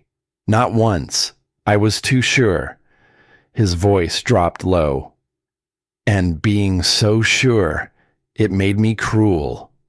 To a man who'd never done me a lick of harm. To a man who was only trying to keep folk alive. He stood there in the cold, an old and broken thing, with his pride in his 2 empty hands. I don't understand how you've done it, he said. I'll tell you that plain. I don't understand the first thing about it, and I'm too old to pretend I do. But I'm not too old to know what my own hand felt when I crept up here in the dark last night, too proud to come in the daylight where folk might see me, and laid my palm against that wall of yours. His voice broke again. It was warm, he whispered, warm as a hearthstone, in the dead middle of the night, and it shamed me to my soul. He looked down at the hat in his hands, and then he looked up, and he asked the question that had cost him everything to carry up that hill. Will you teach me? Caleb Mercer said. I know I've no right on this earth to ask it of you. After all I said, after the things that were done to your door in the dark, that I'll not pretend I didn't hear about and turn a blind eye to. I've no right at all. He swallowed hard. But I'd rather learn the truth late, standing here on your doorstep with my hat in my hands, than die warm and comfortable in my own ignorance. So I'm asking, will you teach me, McCrae? And here it was. Here was the moment. The moment when a smaller man would have savored it. When a man who had been mocked and doubted and had his work torn down in the dark of night might have stood in his warm and proven tower and looked down at the proud carpenter brought so low and felt the sweet, hot, rushing pleasure of being right at last. It would have been so easy.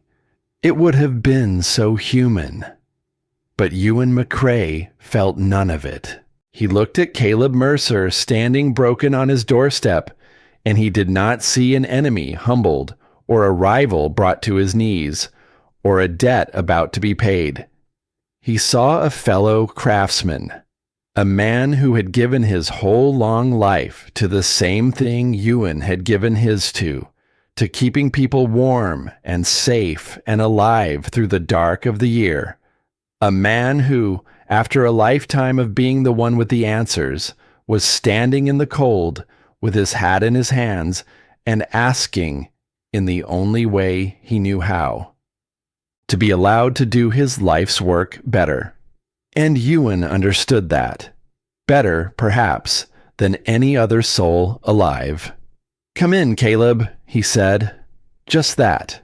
No triumph in it. No reproach. No long and bitter accounting of all the hard things that had been said, and all the cruel things that had been done.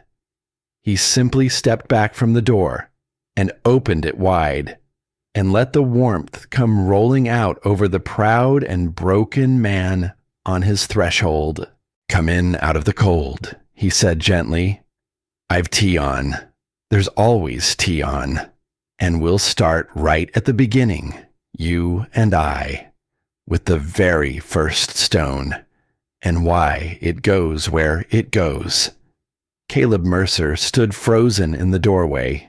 He had braced himself for scorn. He had ridden up that hill ready to take whatever the mason cared to give him. The bitter words, the cold pleasure, the door shut in his face.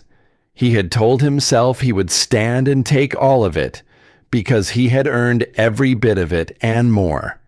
And instead, he had been offered tea, and a place by the fire, and a beginning. Something broke open in the old carpenter then, not in grief, but in a kind of shamed and shaking wonder that a man he had wronged so deeply, so publicly, so unforgivably, could answer him with nothing in his hands but warmth. His eyes filled. He who had not wept since he was a boy stood on a stranger's doorstep in the killing cold with the tears running freely down his weathered face, and he did not wipe them away. I don't deserve this, he managed. No, Ewan agreed gently. Likely you don't. Most of the best things in a life aren't deserved, Caleb. They're only given. He smiled, and the smile was kind.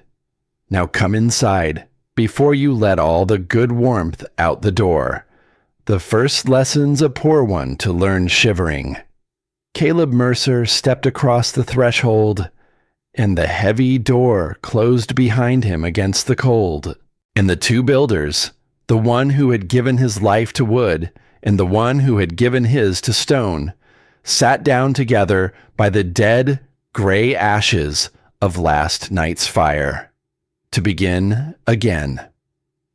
That evening, when the others had gone, and the cold stars had come out hard and bright over the frozen valley, the widow Eleanor Hale lingered. She had been there through all of it, through the long night with the sick child, through the mourning crowd and their astonishment, through the slow miracle of the dying fire and the warmth that would not die with it, through the proud carpenter's knock at the door and the tea that was offered in place of triumph. She had watched it all, and most of all, she had watched the man at the center of it. She had watched the way Ewan McCrae gave it all away, his warmth, his knowledge, his patient hours, the hard-won secret of his life's work, handed freely to the very people who had laughed at him, without his keeping back so much as a single ember for his own wounded pride. And something in her, something she had thought had frozen solid a long time ago, in her own long winter of being overlooked and counted out and slid past by the world, something in her had quietly, completely begun to thaw. Across the room, Toby Wren slept safe and warm in his mother's arms, the two of them dozing together near the gently glowing stones. And Eleanor came and sat down beside Ewan at the small eastern window, where the last of the day had long since failed, and the cold stars burned in the black glass. For a while, neither of them spoke. They never had needed to. That had been the strange grace of it. From the very first day she climbed the rise with her covered tin, that here at last was a person she did not have to fill the silences for. "You said a thing," she began softly, after a long while, "to the Wren woman, last night. I wasn't meaning to listen, but the room is round, and sound carries, and I heard it all the same." She paused. "You said someone you loved went cold once, in a house that couldn't hold the heat."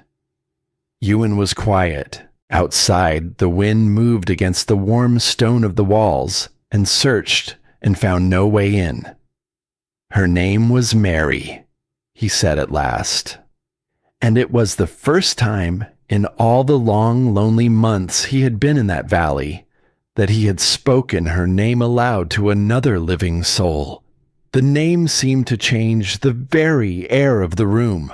"She used to bring me tea while I worked," he said, and a sad smile touched the corner of his mouth, and his eyes went soft and far away. "Just the way you do. The very first time you climbed up that hill with your tin, I had to turn my face away for a moment, because for the length of one breath, it was her." Eleanor's hand pressed to her own chest, without her quite knowing why. "She'd laugh at me," Ewan went on, very low, "for talking to my stones as though they could hear me. She said I was more tender with a slab of granite than I ever was with a living soul." He shook his head slowly. "She wasn't wrong. I've always found it easier, somehow. Stone doesn't ask anything of you. Stone doesn't leave."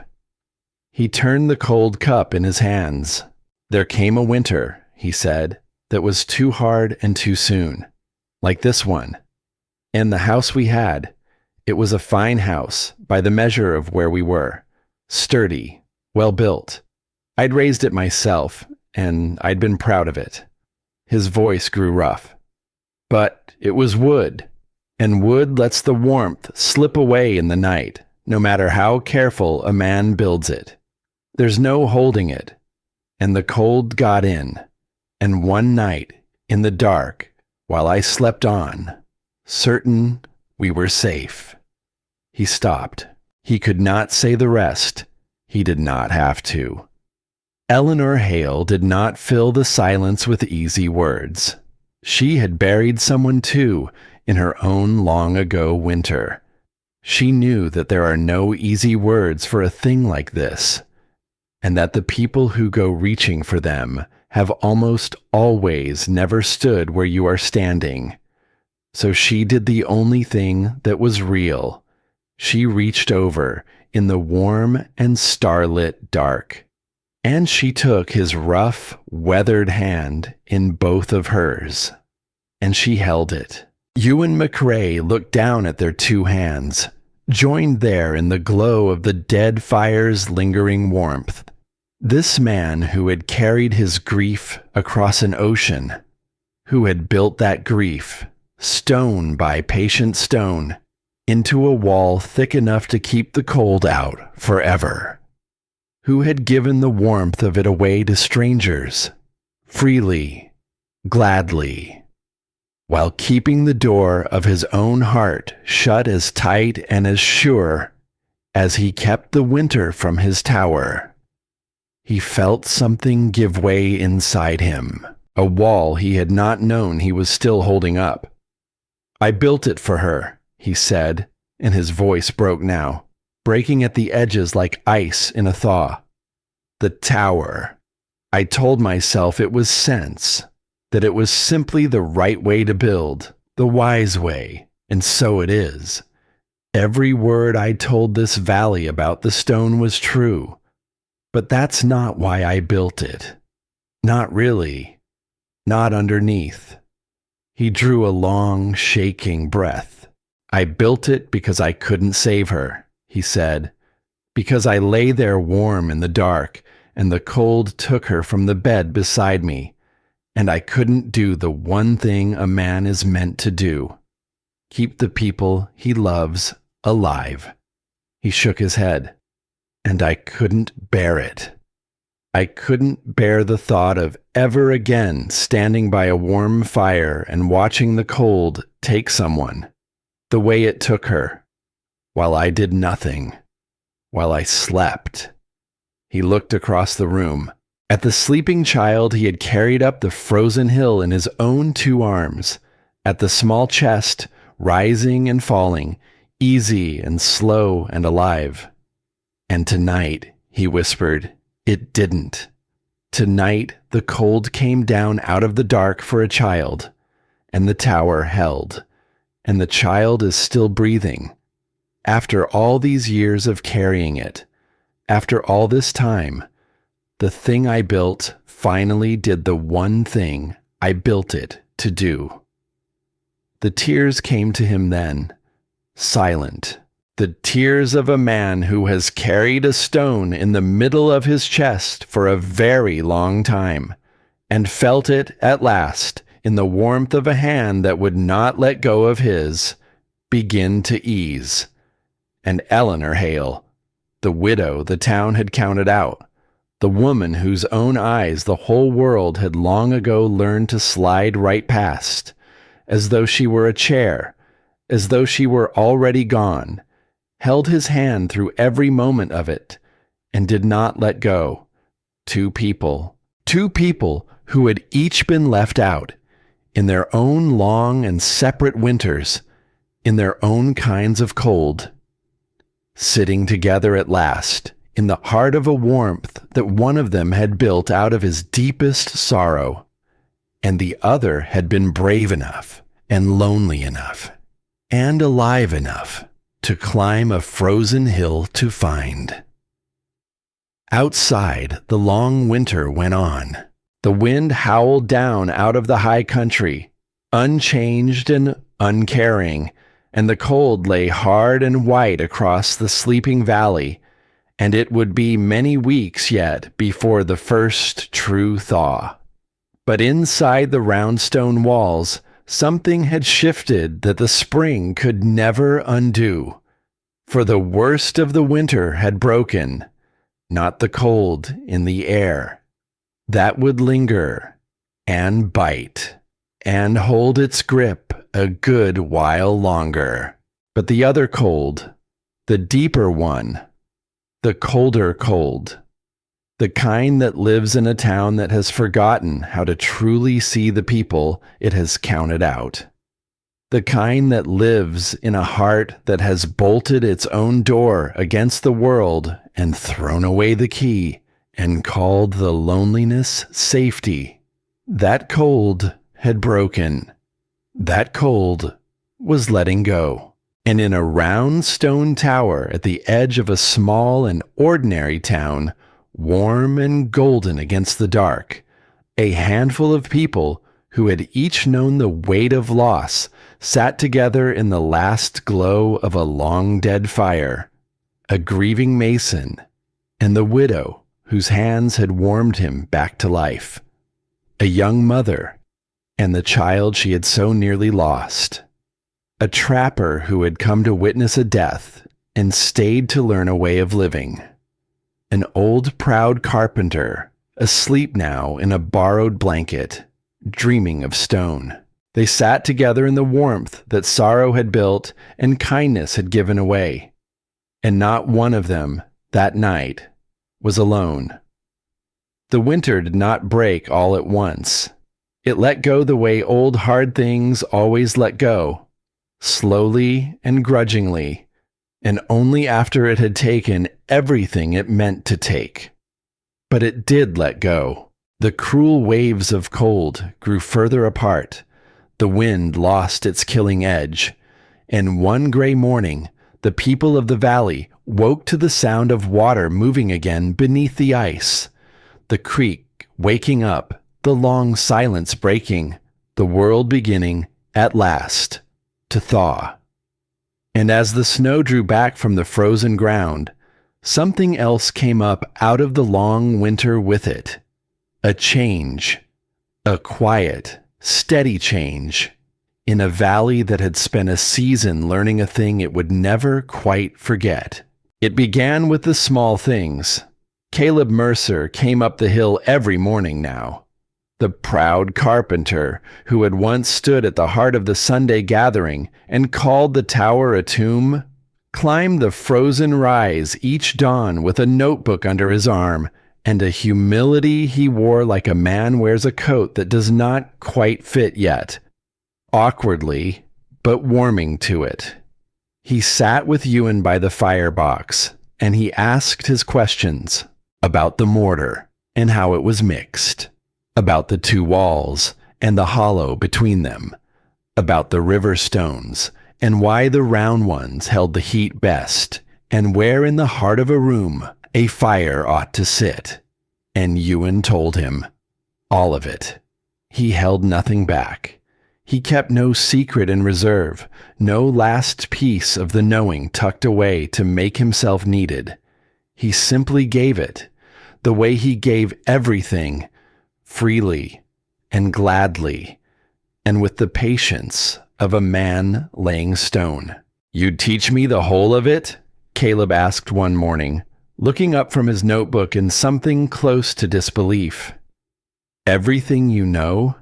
After I'd have seen you fail and laughed about it?" Ewan looked at him for a long moment. "Knowledge kept to yourself is a small and lonely thing," he said. "It dies with you, and the world's no warmer for your having had it." He set another stone in its place. But knowledge given away, that's a different creature altogether. That goes on, that spreads, that keeps folk warm long after the man who carried it is gone and forgotten. He smiled. "I'd rather be forgotten," he said, "and have the valley warm, than be remembered and have it cold." And Caleb Mercer wrote that down in his notebook too. He did not yet understand it, but he had learned that winter to write down the things he did not yet understand. and to trust that understanding might come later if a man only stayed humble enough to wait for it. Caleb could not rebuild his whole house. A man does not tear down the home his family lives in, not when the spring planting is coming, and 100 other things need doing. But he found another way. He built a hearth, a great deep hearth of stone set into the corner of his cabin where the old iron stove had always stood, and he surrounded the stove with a thick mass of carefully laid rock, just as Ewan had taught him. And the difference was there the very first night. The stone drank in the warmth all through the evening's burn. And long after the fire had sunk to embers, long after Caleb would once have had to rise shivering in the dark to feed it, the stone gave that warmth back, slow and steady, and his family slept the whole night through. His woodpile lasted half again as long. His children stopped waking in the cold, and Caleb Mercer, the finest pair of hands in 30 miles, who had built half the homes in the valley and been so very sure he knew the whole of his trade, discovered that there was always more to learn if only a man could find the grace to learn it. Josiah Wren learned too.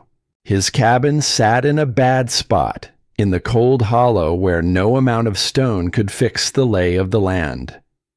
But Ewan showed him how to use the stone another way, how to bury great rocks in his root cellar so they would drink up the little warmth that seeped down from the house above and hold it and keep the deep cold from reaching his stored food through the worst of the winter nights. And Silas Hatch, the trapper, who could not build a stone house and was rarely under a roof at all. Silas took the simplest lesson of them all. He gathered smooth river stones and warmed them in his evening fire, and wrapped them in leather and carried them into his bedroll out on the long, cold trap lines. And the stones held their warmth for hours, deep into the freezing night. He had wagered a fine beaver pelt against the stranger's tower once. He came up the hill in the spring and laid that very pelt at Ewan's feet, and would not take no for an answer. "A debt's a debt," the trapper said gruffly. "I bet against you, and I lost, and I'd be no kind of man if I didn't pay. But the truth is," he scratched at his beard, looking away, "the truth is, it's the best wager I ever lost in my life. I sleep warm now. First time in 20 winters." Ewan tried to refuse the pelt. Silas would not let him, and so it hung, in the end, on the wall of the tower. A quiet reminder of the night a doubting man had climbed a hill to witness a death, and found a way of living instead. The knowing spread. That was the strangest part of it, and the most beautiful. It did not stay in the valley. Travelers passed through, as travelers do, and they carried the story with them the way folk carry any wonder. The tale of the quiet stonemason and his impossible warm tower, told and retold around 100 distant fires. A family some ways to the south built a smaller stone dwelling, having only heard the story second-hand. A camp of men far up in the high timber added a stone hearth to their bunkhouse and wrote back word of how much better they slept. And here and there, scattered across the wide, cold country, other towers began to rise. Other hearths, other people learning the old patient secret of the stone. That warmth, given time, can be held. That heat, asked rightly, can be made to stay. All of it from one man. One quiet, grieving, stubborn man who had refused to throw away a thing he knew to be true, simply because the whole world around him had laughed. A surveyor came through the valley one summer. a careful man who made it his business to note down new and useful things wherever he found them. He climbed the rise to see the famous tower for himself, and he stood a long while inside its cool stone walls, marveling at how the thick stone held the summer heat at bay, just as it had once held back the winter's cold. And when he had seen it all, he turned to the mason with the question that everyone, sooner or later, came to ask. "You made this," he said. "You invented it, didn't you?" And Ewan McRae shook his head. "No more than I invented the rock," he said quietly. "Or the fire. This is old, older than me, older than my father, and his father before him." He laid his hand against the cool stone wall, the way another man might lay a hand on the shoulder of an old friend. There were people building this way long before anyone thought to write it down. People in cold and hungry places who couldn't afford to be wrong, because being wrong, where they lived, meant dying. So they learned, slow and hard, over more lifetimes than a man can count. He turned to the surveyor. "I didn't make any of this," he said. "I only carried it, the way a man carries a seed in his pocket from one country to another. And here, in this valley, in the cold, it grew. The knowing doesn't belong to me. It never did. It just waits, patient as stone, for the next soul humble enough to listen to it."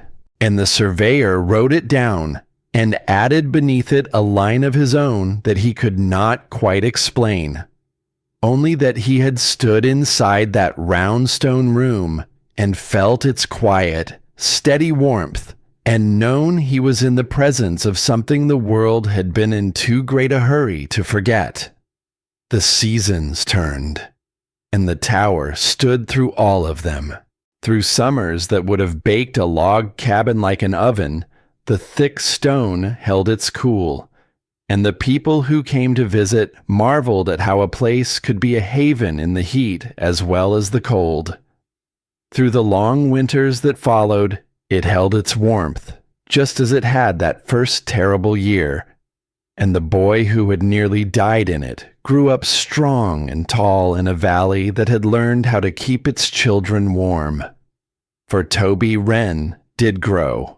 He grew into a quick and curious boy, and then into a steady young man, and all his life he carried with him the dim, half-remembered warmth of a stone room in the dark, and a pair of strong arms that had carried him up a frozen hill, and a voice murmuring soft, strange words to tell him he was not alone. He never quite forgot it. Some warmth, once it reaches a child in the cold, never entirely fades. And Ewan and Eleanor, the widow, stopped climbing the hill with her covered tin after a time, not because she stopped coming, but because she no longer had to climb the hill at all. For she had come in the quiet and unhurried way of two people who have each already known one great love and grief, to live within those warm stone walls herself. There was no grand wedding. That was not their way. There was only a quiet joining of two lives that had each spent too long alone. Two people the world had counted out, who had found, against all the odds of it, that they had not yet been counted out by one another. She brought her chair to the small eastern window. He carved a second sleeping platform, wider than the first, and in the evenings, when the work was done, they would sit together by the firebox in the gentle glow of the river stones, and they did not need to fill the silence, and they were warm. It was not the love of the young, it was something else, something quieter, and in its way, something deeper. The love of two people who know exactly what it is to lose, and who have chosen, with their eyes wide open, with no illusions left, to risk the cold one more time for the sake of not being alone in it. Ewan still talked to his stones, and now, sometimes, Eleanor caught him at it and laughed the way another woman had laughed at him in another country a long time ago. And the first time she did, he turned, half expecting the old grief to rise. But it did not rise. It had eased. He looked at the woman laughing in the warm light of the tower he had built out of his sorrow, and he found that the sorrow had quietly become something he could live alongside. No longer a wound, but a scar. No longer a weight in the chest, but only a tenderness. A memory he could hold without bleeding. Mary was still with him. She always would be. But she was with him now the way the warmth of an old fire is still in the stone, long after the flame has gone. Present, gentle, giving back, slow and steady, the heat it once took in. He had built the tower as a grave, and it had become a home.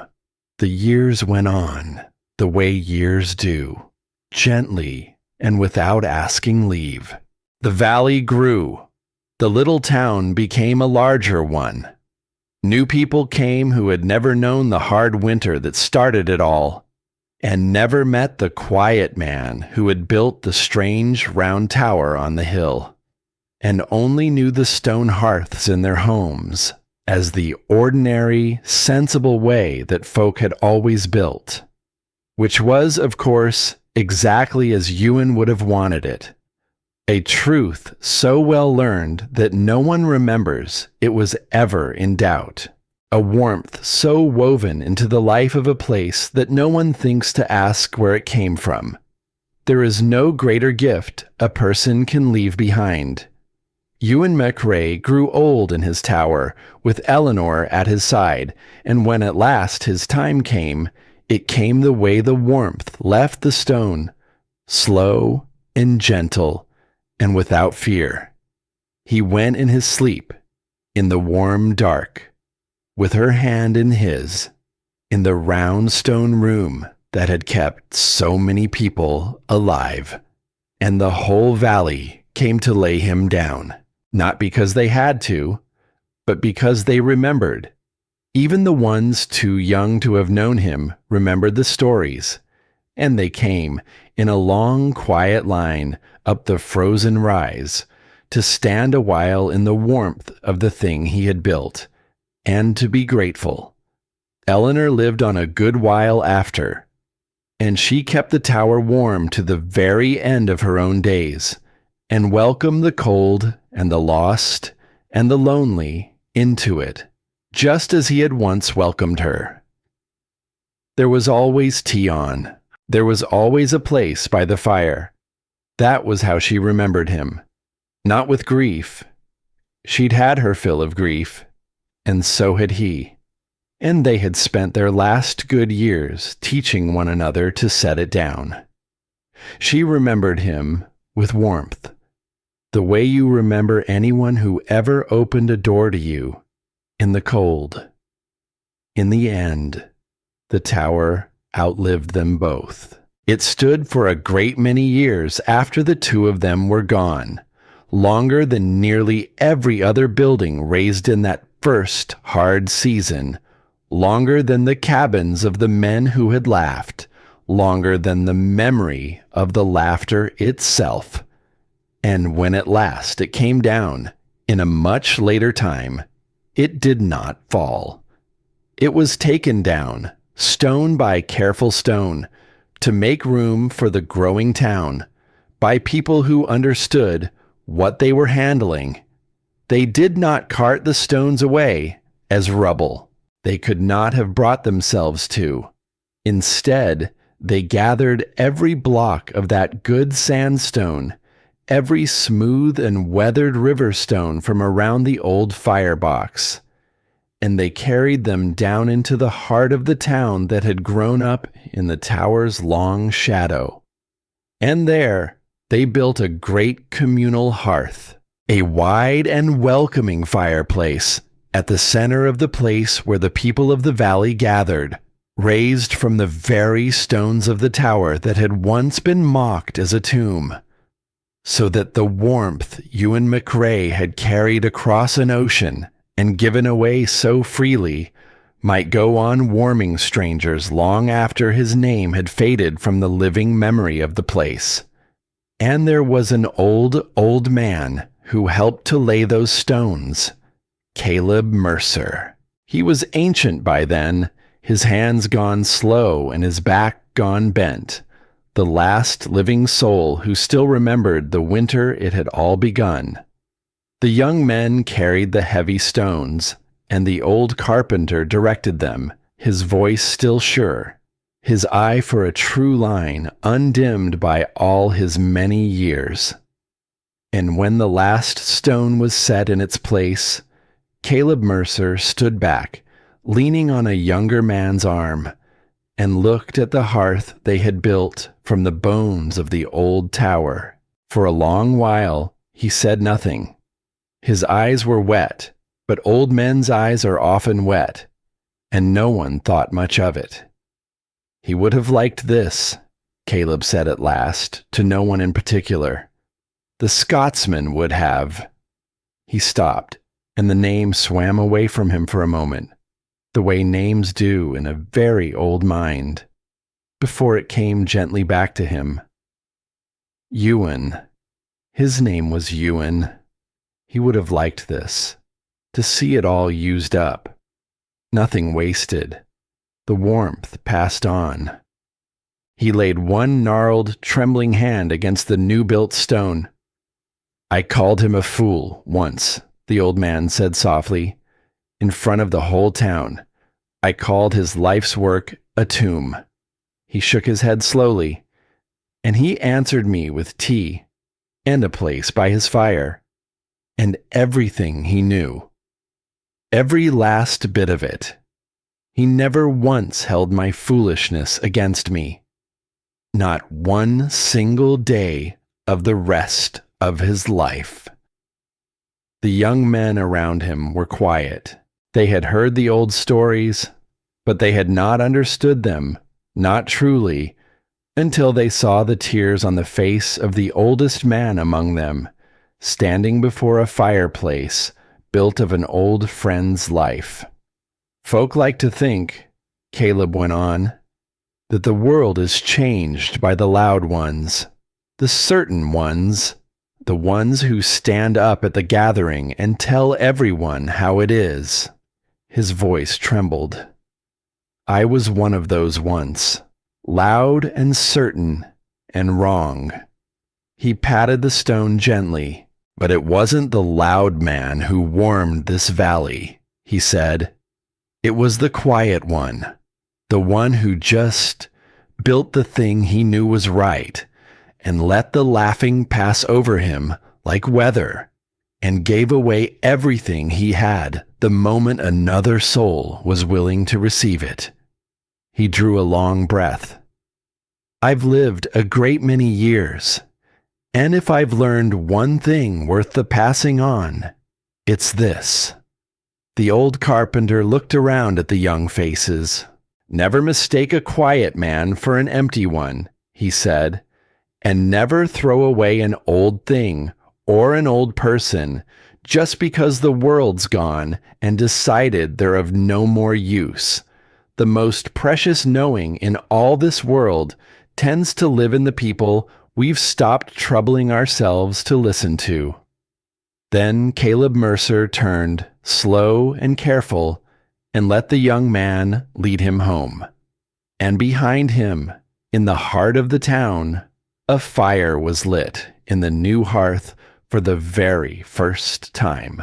The flames caught and rose and warmed the good old stone, the same stone that had warmed a sick child in the dark a long lifetime past, the same stone that had warmed a grieving widow back to life, the same stone a lonely man had carried across the sea and laid down course by patient course, with a tenderness the work did not require, and a promise whispered to someone an ocean away. The stone drank in the warmth, just as it always had, and it would hold it long into the night, and it would give it back, slow and steady and faithful, to whoever came in from the cold. Some things, once they are built true, do not end. The man was gone. The widow was gone. The tower itself was gone in time. But the warmth went on. It had only ever changed its shape, passed from a tower to a hearth, from one pair of hands to the next, from a sorrow into a home, and from a home into a gift, the way warmth passes from a fire into the stone, and waits there, patient and unhurried, for the cold to come, and the cold ones with it. And whenever the wind comes down hard out of the high country, as it always will, whenever some lonely soul comes in out of the dark, frozen and counted out, and certain there is no place left for them in the world, there is a warm stone waiting. There is always tea on. There is always a place by the fire. That was what he built. Not a tower, not even a way of keeping warm. He built a door that opens, and he left it open behind him, for everyone still out there in the cold, for every soul the world had counted out, for all the ones still waiting in the dark, for a single door to open.